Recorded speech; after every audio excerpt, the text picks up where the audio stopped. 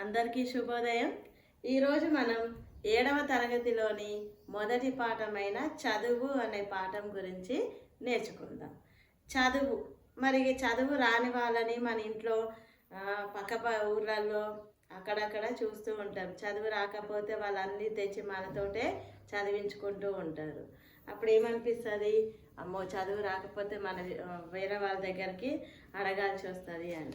అంటే చదువు లేకపోతే నీకు ఎంత ధనం ఉన్నా ఎంత తెలివి ఉన్నా కూడా అది ఏమవుతుంది, ఇతరుల పైన ఆధారపడవలసి వస్తుంది. అదే చదువు మన దగ్గర ఉంటే మన పని మనమే చేసుకుంటాం, అవునా? ఈ పాఠంలో కూడా చదువు యొక్క గొప్పతనాన్ని గురించి మనకెవరు చెప్తున్నారు కవి అంటే కొరవి గోపరాజు. మరి కొరవి గోపరాజు కవి పరిచయం చూడండి. కవి కొరవి గోపరాజు. ఆయన కాలం 15వ శతాబ్దం, మనకన్నా 600 సంవత్సరాలు, 6 శతాబ్దాలు ముందు. మరి ఆ రోజులలోనే ఇప్పటికీ మనకు ఉపయోగపడే పద్యాలు చెప్పగలిగిండు. తల్లిదండ్రులు కొరవి కసవరాజు కామాంబిక. ప్రాంతం నిజామాబాద్ జిల్లా భీమ్గల్ ప్రాంతం. నిజామాబాద్ మన తెలంగాణకి చెందిన కవి. తర్వాత ఆయన ప్రత్యేకతలు: సాహిత్యం, రాజనీతి, ఛందస్సు, యోగం, జ్యోతిష్యం మొదలైన శాస్త్రాలలో ప్రవీణుడు. అంటే నైపుణ్యం కలిగిన వాడు, నేర్చుకున్నవాడు. ఇన్ని శాస్త్రాలు నేర్చుకున్నాడు. మరి ఇంకా ఆయన ప్రత్యేకత ఏంటి అంటే అందరికీ అర్థమయ్యే విధంగా కథలు చెప్పడం ఈయన ప్రత్యేకత.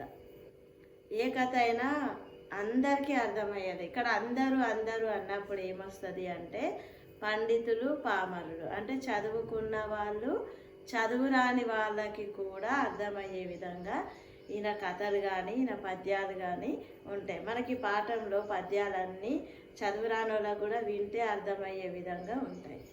అది ఈయన ప్రత్యేకత. ఇప్పుడు ఈ పాఠము ఏ ప్రక్రియకు చెందింది చదువు అని అంటే కథాకావ్యం అనే ప్రక్రియకి చెందినది.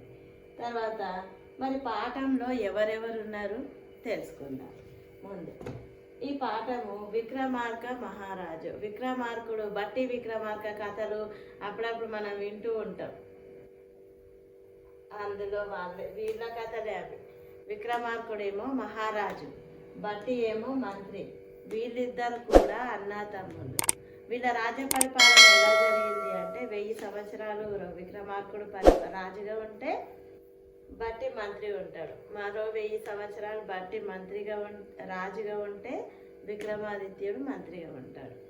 అంటే వీళ్ళు ఒకరు రాజు అయినప్పుడు ఒకరు మంత్రి. ఇట్లా వీళ్ళు 2000 సంవత్సరాలు పరిపాలన చేశారు. గొప్ప రాజు విక్రమార్కుడైన బట్టి అయిన. మరి వాళ్ళ దగ్గర ఉన్న పురోహితుడు త్రివిక్రముడు. పురోహితుడు అంటే మంచి కార్యాలు, చెడు కార్యాలు ఏవైనా సరే, ఏం జరిగినా కూడా మనం పంతుల దగ్గరికి వెళ్ళి అడిగి తెలుసుకుంటాం కదా. అట్లా చెడు కార్యాలైనా, పెళ్ళి, చావు ఏవైనా సరే అన్నింటినీ రాజుకి ఏ రోజు బాగుంది లేదు అని చెప్పేవాడు. తర్వాత సైన్యపాలి గోవిందచంద్రుడు, సైన్యాధ్యక్షుడు గోవిందచంద్రుడు. మరి 4 రాజు, మంత్రి, పురోహితుడు, సైన్యాధ్యక్షుడు 4 ఉన్నారు. ఇందులో ముఖ్యమైన పండితుడు అన్నీ తెలుసు. ఈయనకి వేదం చదివిండు, సంస్కృతం వచ్చు, అన్నీ వచ్చు ఈ పండితుడికి. ఆయనకి ఒక కొడుకే కమలాకరుడు. కానీ ఈ కమలాకరుడు అవివేకి, అంటే ఏ తెలివి లేనివాడు. తండ్రి ఏమో పండితుడు, పురోహితుడిగా ఉన్నప్పుడు అదే రాజ్యంలో, కొడుకు ఏమో ఏమీ చదవని తెలివి లేనివాడు కొడుకు. అందుకే నాకు ఇన్ని తెలుసు కానీ నా కొడుకుకి ఏమీ రావటం లేదు అనేది ఈ పాఠం. చదువు పాఠంలో ఉద్దేశం ఏంటి అంటే త్రివిక్రముడు పండితుడైనప్పటికీ ఆయన కొడుకైన కమలాకరునికి చదువు రాదు ఇక్కడ.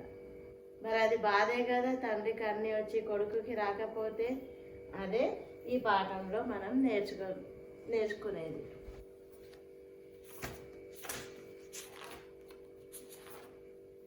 మరి ఇక్కడ ఒకటి ప్రవేశిక ఉంది చూడండి. చదువు మనిషిలో వివేకాన్ని మేల్కొల్పి విజ్ఞానవంతుడిని చేస్తుంది. విజ్ఞానం వల్ల వినయం, పరోపకార బుద్ధి, లౌక్యం, ధర్మనిరతి, ఆదర్శ జీవనం వంటి ఉత్తమ గుణాలు అలవడతాయి. తమ పిల్లలు ఉత్తమ పౌరులుగా మారాలని తల్లిదండ్రులంతా కోరుకుంటారు. చదువు పట్ల నిర్లక్ష్యం వహించే పిల్లల గురించి ఎంతో బాధపడతారు. విక్రమార్క మహారాజు యొక్క పురోహితుడైన త్రివిక్రముడు తన కొడుకు కమలాకరుడు సరిగ్గా చదువుకోవడం లేదని మదనపడ్డాడు. కొడుకుని ఎట్లా హితవు పలికాడో పాఠం ద్వారా తెలుసుకుందాం. మరి మొదటి లైన్లో ఉంది, చదువు మనిషిలో వివేకాన్ని మేల్కొల్పి విజ్ఞానవంతుణ్ణి చేస్తుంది. అంటే వివేకం అంటే జ్ఞానం, తెలివిని, ఏదైనా ఒక విషయం గురించి మనకి తెలియజేసేదే వివేకం. పూర్తిగా దాని గురించి దానిపైన అవగాహనని తెలియజేస్తుంది. మరి అట్లాంటి వివేకము ఉన్నప్పుడు ఏమవుతాడు మనిషి? విజ్ఞానవంతుడు. అంటే అన్ని విషయాలపైన జ్ఞానాన్ని పొందగలుగుతాడు. మరి విజ్ఞానం వల్ల విజ్ఞానం నేర్చుకోవడం వల్ల విజ్ఞానము వల్ల మనిషికి ఏం కలుగుతుంది అంటే పరోపకార బుద్ధి, పరులకు ఉపకారం చేసే బుద్ధి. తర్వాత లౌక్యం అంటే ఎలా మాట్లాడాలి అని, ధర్మనిరతి ధర్మాన్ని ఏ విధంగా పాటించాలి అని. తర్వాత ఆదర్శ జీవనం అంటే రోల్ మోడల్, మనం మంచి జీవనాన్ని గడిపితే మనల్ని చూసి ఇంకొక నలుగురు వాళ్ళు ఎలా ఉన్నారో అలా ఉండాలి. వివేకానంద ఉన్నాడు, ఆయనది ఆదర్శ జీవితం. వివేకానందుని చరిత్ర చదివితే మనం కూడా అందులో ఒకటో రెండో నేర్చుకొని మనం కూడా మార్చుకునే అవకాశం ఉంటుంది. ఇది ఆదర్శ జీవనం. మరి మనిషికి ఇన్ని లక్షణాలన్నీ ఎలా వస్తాయి అని అంటే వివేకం వల్ల, విజ్ఞానం వల్ల. అంటే ఎంతోమంది ఎన్నో విషయాలు చదివి తెలుసుకోవడం వల్లనే ఇవన్నీ వస్తాయి. చదువు రాకపోతే మనము విన్నవి కొన్నాళ్ళే ఉంటాయి, చదివింది ఎక్కువ రోజులు ఉంటుంది. మళ్ళీ కావాలి అనుకున్నప్పుడు మళ్ళీ పుస్తకంలో మరోసారి చదువుకునే అవకాశం దొరుకుతుంది. ఇవన్నీ చదువు వల్ల వస్తాయి. చదువు రాని పిల్లలని చూస్తే తల్లిదండ్రులకి బాధగానే ఉంటుంది. ఇప్పుడు ఈ పాఠంలోకి రండి. మరి ఇక్కడ బాధపడుతున్న తండ్రి ఎవరు? త్రివిక్రముడు. కొడుకు ఎవరు? కమలాకరుడు. చూద్దాం ఫస్ట్ పద్యం. భట్టి మంత్రి సైన్యపాలి గోవిందచంద్రుడు త్రివిక్రముడు పురోహితుండు. నా పురోహితునకు నాత్మజుండగు కమలాకరుండను నవివేకి గలడు చెప్తున్నాడు. ఇక్కడ ఇందాకే చెప్పుకున్నాం, భట్టి మంత్రి, ఆ రాజ్యం గురించి చెప్తున్నాడు. భట్టి ఏమో మంత్రి, సైన్యపాలు ఏమో గోవిందచంద్రుడు, త్రివిక్రముడేమో పురోహితుడు. నా పురోహితునకు అంటే ఆ పురోహితునికి నాత్మజుడు అంటే కొడుకు. మరి కొడుకు ఎవరు ఇక్కడ? కమలాకరుండనిన నవివేకి కలడు. నవివేకి అంటే అవివేకి. వివేకం అంటే తెలివి, అవివేకం అంటే తెలివి లేకపోవడం. మరి ఇక్కడ ఈ త్రివిక్రముడికి పురోహితునికి అవివేకి అంటే తెలివి లేని ఒక కొడుకు, ఆ కొడుకే కమలాకరుడు అని చెప్తున్నాడు. రెండవ పద్యం చూడండి. ఆ కమలాకరుడా కమలాకర సాదృశ్యముగా జడాశయుడైనన్ శోకము మది బొదలంగా వివేకము పుట్టింపదండ్రి వెరవున దూరవడము అంటే కల్పించుకోవడం. ఇక్కడ ఏమంటున్నాడు? ఆ కమలాకరుడా కమలాకర సాదృశ్యముగా. ఇక్కడ కమలాకరము అని అంటే జలాశయము, జలాశయం అంటే నీటితో కూడి ఉన్నది. అది నది అయినా సరే, సముద్రమైనా సరే. ఇక్కడ కమలాకరుడా కమలాకర సాదృశ్యముగా. సాదృశ్యము అంటే పోలిక చెప్తున్నాడు. ఈ కమలాకరుడికి చదువు రాదు, ఆయన ఒక జలాశయము లాగా. జలాశయము అంటే సముద్రము. సముద్రం ఎక్కడైనా కదులుతుందా? కదలదు. ఈయన కూడా కదలడు. అంటే కాలు లేక కాదు, ఇక్కడ జ్ఞానము లేక ఎక్కడ ఏమి తెలుసుకోడు అని అర్థం. మరి ఈయన కూడా ఒక జలాశయం లాగానే ఉన్నాడు. ఇంకా జడాశయము అన్నాడు. జలాశయము అంటే నీటితో కూడినది, జడ. జడ అంటే ఈ జడ కాదు, జడ అంటే కదలని పదార్థము. జడ పదార్థం అంటే అది కదలదు ఎక్కడికి. మరి ఇక్కడ కమలాకరుడు కదలడం లేదు అంటే కాలు లేక కాదు, ఇక్కడ ఆయన కూడా ఏ విధమైన జ్ఞానము లేకుండా ఆ కదలలేని స్థితిలోనే ఉన్నాడు. జలాశయములాగే జడాశయుడై ఉన్నాడు. జడాశయుడు అంటే ఏ ఆశయము లేనివాడు. ఇక నేను ఏదో నేర్చుకోవాలి, ఏదో సాధించాలి, ఏదో చెయ్యాలి అని ఏ విధమైన ఆశ ఆయనకి ఇంకా లేదు. ఇంకా ఏమైనా తిన్నామా ఉన్నామా అన్నట్టే అట్లా పడి ఉన్నాడు అంతే తప్ప ఆయనకి ఏ విధమైన ఆశయం కూడా లేదు. మరి జడాశయుడైన శోకము మది బొదలంగా. శోకము అంటే ఏడుపు, బాధ. మది బొదలంగా మదిలో కలుగుతుంది. ఎవరికి కలుగుతుంది? ఇక్కడ కమలాకరుడికి ఏ బాధ లేదు, ఆయన పాటికి ఆయన అలా బతికేస్తున్నాడు. కానీ తండ్రికి మాత్రం మదిలో ఒకటే బాధ. ఇప్పుడు ఎవరికైనా చదువురాని పిల్లల్ని చూస్తే మా పిల్లాడు 100కు 100 తెచ్చుకుంటే బాగుండు, 10 వచ్చినాయి 20 వచ్చినాయి అని పేరెంట్స్ టీచర్స్ మీటింగ్లో వచ్చి చెప్తుంటారు కదా. ఇక్కడ కూడా కమలాకరుడికి ఏమీ రావట్లేదు అని అలా తండ్రికి మనసులో బాధ అయ్యి వివేకము పుట్టింపదండ్రి వెరవున దూరెన్. కొడుకుకి ఎట్లయినా తెలివి తెప్పించాలి అంటే ఏదో ఒకటి చెప్పి చదువుకుంటే బాగుపడతావు అదో ఇదో చెప్తూ ఉంటారు కదా. నువ్వు బాగా చదివితే ఐఏఎస్, సాఫ్ట్వేరు, ఇంకేదో వేరైతే మంచిగా చదువుతావు అని చెప్తారు కదా. అట్లా వీళ్ళ నాన్నకి మనసులో బాధై కొడుకు దగ్గరకు వచ్చి కొడుకుకి వివేకాన్ని, తెలివిని తెప్పించాలి. ఏదో విధంగా చెప్పి అయినా సరే, చదువు గొప్పతనాన్ని చెప్పి అయినా సరే, తిట్టో కొట్టో ఏదో ఒకటి చేసి కమలాకరుణ్ణిలో మార్పు తేవాలి అని మాట్లాడుతున్నాడు. వచ్చి ఇప్పుడు ఆ నాన్న కమలాకరునితో మాట్లాడుతున్నాడు. చూద్దాం. చుట్టములకు తల్లిదండ్రులకెట్టి ఎడంబ్రియము నెరపడనని చదువులు గట్టిగా నెరుగని పుత్రుండు పుట్టుట కులమునకు దేవులు పుట్టుట చుమ్మి చెప్తున్నాడు. వచ్చి కమలాకరుడి దగ్గరకు వచ్చి, నువ్వు ఎట్లాంటి వాడివి అని అంటే, చుట్టములకు తల్లిదండ్రులకెట్టి ఎడబ్రియంబు నెరపనెడపని అంటే చుట్టాలకి తల్లిదండ్రులకి ఇష్టమైన అంటే సంతోషాన్ని కలిగించే చదువులు చదవాలి. ఎవరు? పిల్లలు. ఇప్పుడు పిల్లలు అనేవాళ్ళు చదువుకోమని స్కూల్కి పంపించినప్పుడు మంచిగా చదువుకుంటే తల్లిదండ్రులకి సంతోషం. మనకి ఎవరైనా మంచి ర్యాంక్ వచ్చిందనుకో మన చుట్టాలు కూడా ఏం చెప్తారు, మన పేపర్లో వస్తే ఆ పేపర్లో వచ్చిన వాడు పలానా వాడు మావాడు అని చెప్పుకుంటారు. అందుకే చుట్టాలకి తల్లిదండ్రులకి సంతోషాన్ని కలిగించే చదువులు నేర్వాలి పిల్లలు అన్నప్పుడు. కానీ నీకు ఏ ఆశయము లేదు అని చెప్తున్నాడు. ఇంకా గట్టిగా నెరగని పుత్రుడు పుట్టుట కులమునకు దేవులు పుట్టుట చుమ్మి. గట్టిగా చదువులు అంటే మంచిగా చదువుకోని పిల్లలు. కులము అంటే ఇక్కడ వంశము. మరి ఏమంటున్నాడు? వంశానికి తెగులు. చెట్టుకి పురుగు వస్తుంది చూసిరా, ఆ పురుగు వచ్చేసి ఆకు కింద ఆ కాండంకి పట్టే వరకు చెట్టు అంతా చనిపోతుంది. దాన్ని తెగులు అంటారు. అంటే ఇట్లా ఏ చదువులు లేక ఏ ఆశయము లేనివాడు కుటుంబంలో కూడా వెలుగుని నింపలేడు.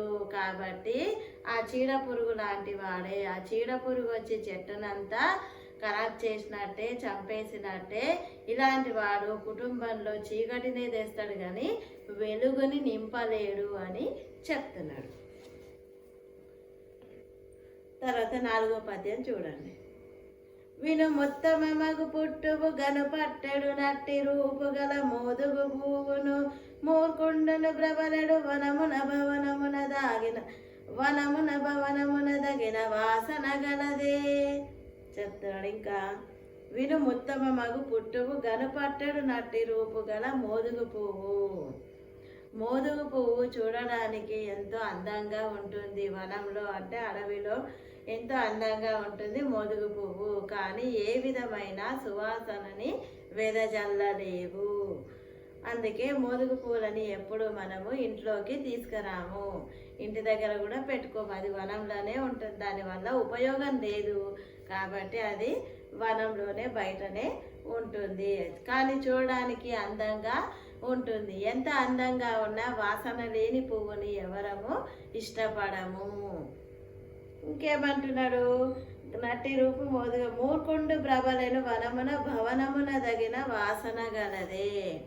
మూర్ఖుడు కూడా అంటే మూర్ఖుడు ఇదే చదువు రానోడు, బుద్ధి లేనివాడు ఎంత అందంగా, రూపం ఎంత అందంగా ఉన్నప్పటికీ, ఎంత మంచి కుటుంబంలో పుట్టినప్పటికీ ఆయన వల్ల ఏ విధమైన ప్రయోజనము కలగదు. మోదుగు పువ్వు ఎలా ఉంటుందో బయటే, ఈ జ్ఞానం లేనివాడు రూపం ఎంత బాగా ఉన్నా కూడా ప్రయోజనం లేనివాడే కుటుంబంలో వెలుగుని నింపలేడు అని చెప్తున్నాడు.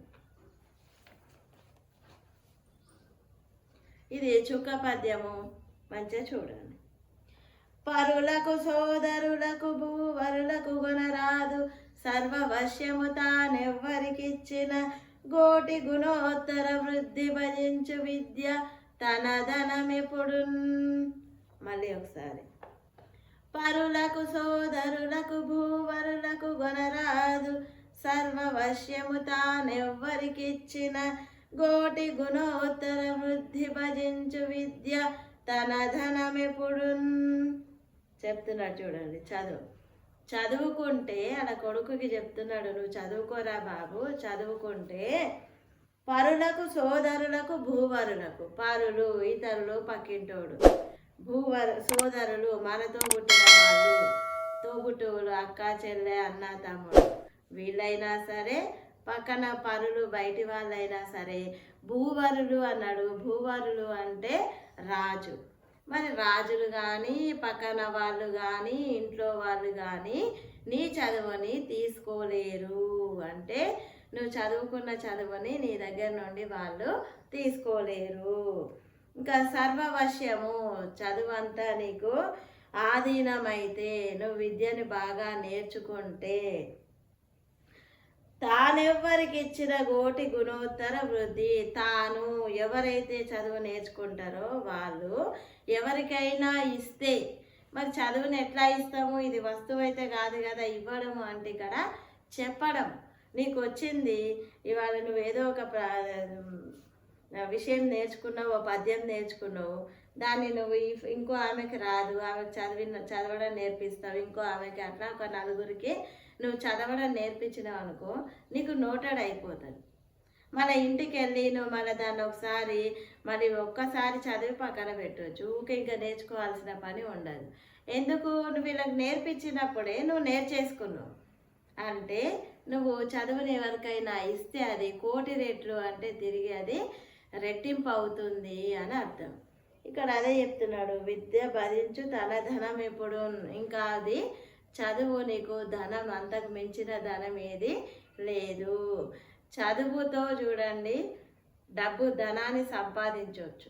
ఇప్పుడు నేను చదువుకున్నా, మీకు చదువు చెప్తున్నా, నాకు నెలకి జీతం వస్తుంది.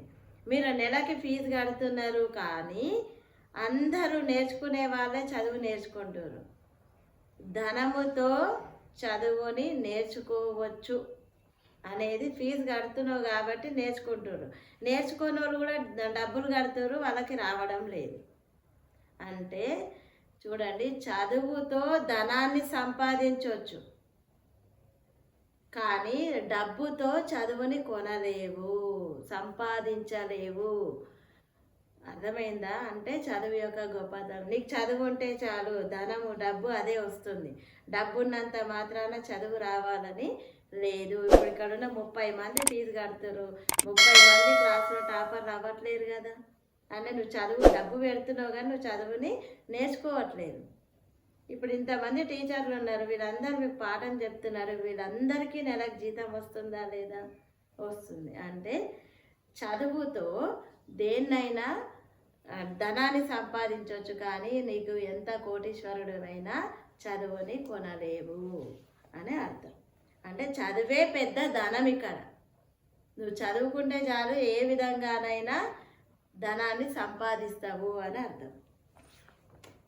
ఇంకా అసలు అర్థం ఏంటి అంటే, ఏది ఉన్నా కూడా, ఒక బంగారం ఉన్నా, డబ్బులు ఉన్నా ఎవరో ఒకరు తీసుకుపోగలుగుతారు. ఇప్పుడు వేసుకున్న బంగారం వేసుకొని రోడ్డు మీద పోతే తీసుకుంటారు. కానీ నేను చదువుకున్న నా పీజీని ఎవరైనా గుంజుకుంటారా? ఇప్పుడు నా మీద ఉన్న బంగారం తీసుకోగలరు, పెన్నులు, వస్తువులు, డబ్బులు తీసుకుంటారు. అదే చెప్తున్నాడు ఇక్కడ. పరులకు సోదరులకు భూవర్లకు కొనరాదు, ఎవ్వరికి తీసుకుపోవడానికి రాదు. కానీ నువ్వు దాన్ని నీ విద్య నీ ఆధీనమైతే ఎవరికైనా చెప్తే అది రెట్టింపు అవుతుంది. ఆ విద్యనే నీకు ధనంతో సమానము అని. తర్వాత 6వ పద్యం చూడండి. ఇది కూడా కంఠస్థం చేయాల్సిన పద్యం.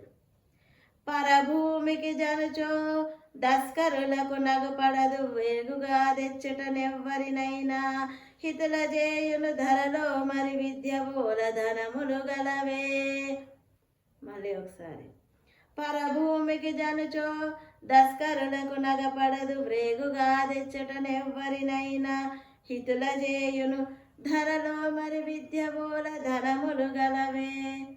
ధరలో మరి విద్య బోల ధనములు గలవే. ఈ భూమి మీద విద్య కన్నా మించిన ధనం ఇంకేదైనా ఉందా? విద్యకు సాటి లేని ధనము లేదు అని చెప్తున్నాడు. పరభూమికి జనుచో, నువ్వు వేరే ప్రాంతానికి వెళ్ళినా దస్కరులకు, తస్కరులు అంటే దొంగలకి నగపడదు, కనపడదు. వ్రేగుగా తెచ్చుటను ఎవరినైనా హితుల చేయను అంటే నువ్వు వేరే ప్రాంతానికి వెళ్ళినప్పుడు అక్కడ నీకు చదువు వచ్చిందనుకో, అక్కడ ఉన్న భాష వచ్చుంటే ఆ భాషలో మాట్లాడవచ్చు. ఇప్పుడు ఇంగ్లీష్ అనేది నేర్చుకుంటే